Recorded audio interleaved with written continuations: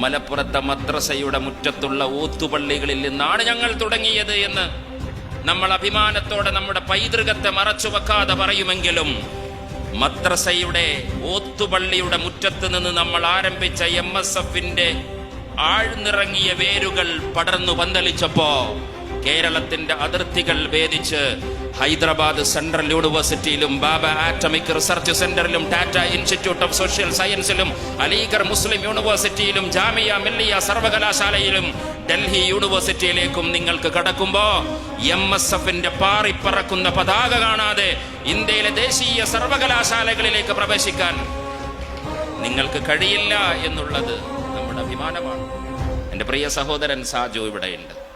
MSFകാരന്റെ ദേശീയ സ്വപ്നങ്ങളുടെ എത്ര മനോഹരമായ മുഹൂർത്തങ്ങൾക്ക് MSFന്റെ ദേശീയ അധ്യക്ഷൻ എന്ന നിലയിൽ സാക്ഷിയാണ്.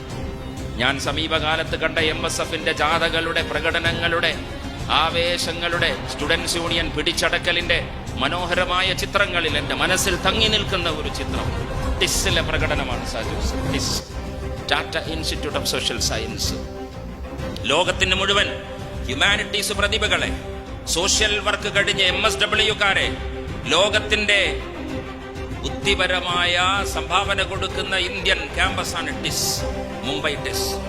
മുംബൈ ടിസിലെ കഴിഞ്ഞ കൊല്ലത്തെ സ്റ്റുഡൻസ് യൂണിയന്റെ പ്രകടനം നടക്കുമ്പോൾ വിദ്യാർത്ഥി യൂണിയന്റെ ഹർഷാരവങ്ങളുടെ പ്രകടനത്തിൽ ലോക നേതാക്കന്മാരുടെ ചിത്രങ്ങളുണ്ട്.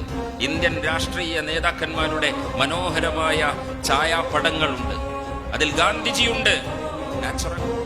അതിൽ അംബേദ്കർ ഉണ്ട്, ക്വയറ്റ് നാച്ചുറൽ. അതിൽ ചെഗുവേരയുണ്ട്, ഡെഫിനറ്റ്ലി നാച്ചുറൽ. പക്ഷേ അംബേദ്കറും ഗാന്ധിജിയുടെയും ഛായാചിത്രങ്ങൾ മാത്രം കണ്ട മുംബൈയിലെ ടാറ്റ ഇൻസ്റ്റിറ്റ്യൂട്ട് ഓഫ് സോഷ്യൽ സയൻസിലെ വിദ്യാർത്ഥി യൂണിയന്റെ ആഘോഷ പ്രകടനങ്ങളിൽ പുതിയൊരു പ്ലക്കാർഡ് പൊന്തി കഴിഞ്ഞ വർഷം. ആ പ്ലക്കാർഡ് അത്തോളിയിലെ ദാരിദ്ര്യത്തിന്റെ കുടിലിൽ നിന്ന് ലീഗിന്റെ മെമ്പർഷിപ്പ് അരപ്പട്ടയിലുണ്ടെങ്കിൽ പഞ്ചായത്ത് മെമ്പർ ആകാൻ പോലും പറ്റില്ലെന്ന് പറഞ്ഞ വിനാശകാരന്മാരെ മുഴുവൻ തൂക്കി ചവറ്റുകൊട്ടയിലേക്ക് എറിഞ്ഞ് കേരളത്തിന്റെ മുഖ്യമന്ത്രി പദത്തോളം വളർന്ന CH മുഹമ്മദ് കോയ എന്ന മഹാമനുഷ്യന്റെ ചിത്രമാണ്.